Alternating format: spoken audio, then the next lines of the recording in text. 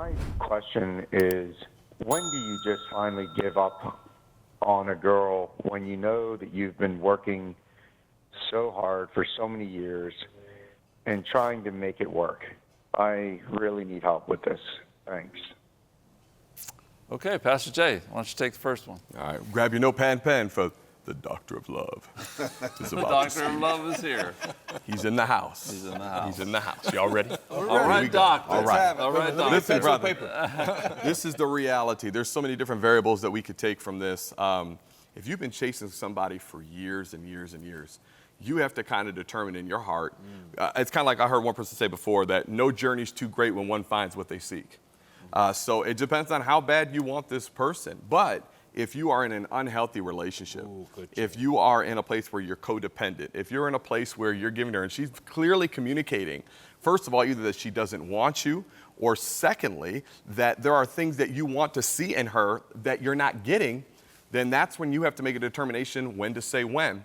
And so a lot of times we stay with something for a long period of time because we're worried that God isn't going to send us something different. Sometimes you have to ask yourself the question, are you settling? So one of the things I would also say to you as well, how many people in your world that love you feel this woman is a good pick for you?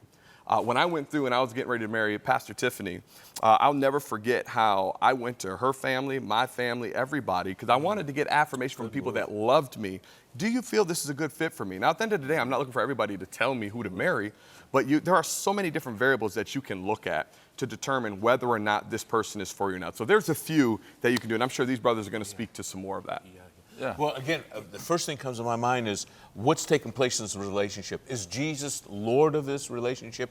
Does she know the Lord? Do you know the Lord? There's too many variables here where we're told not to be unequally yoked. Mm-hmm. So if she doesn't know the Lord, that's a check mark right there. Doesn't mean you can't lead her to the Lord. What do they call it? Missionary dating.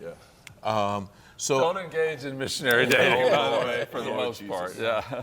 So again, there's too many variables, but to me, the important thing is if Jesus isn't the center of it all, then you will continue to have major difficulties. He's got I mean, isn't that the case even for those of us who have been married for a long time? Yeah. Christ has to be the center of this One thing. last thought. Yeah. Don't marry the one you can live with. Marry the one you can't live without. Oh, that's good.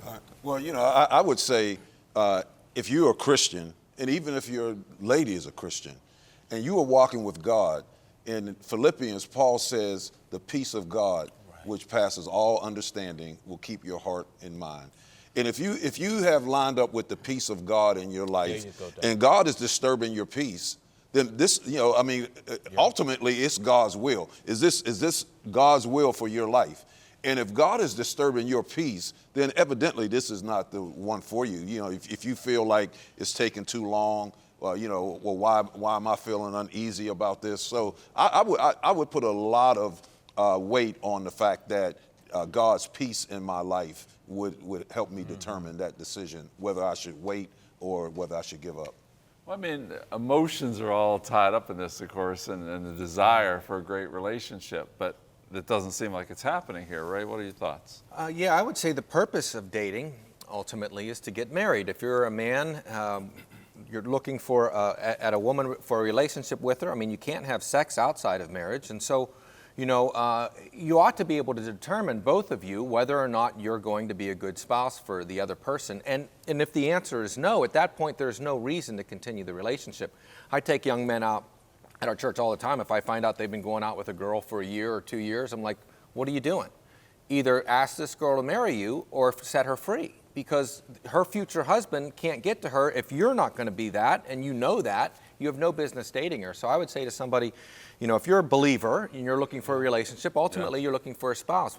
As soon as you determine that this person isn't that, you should allow them to find their spouse, since it's not you. That's really good.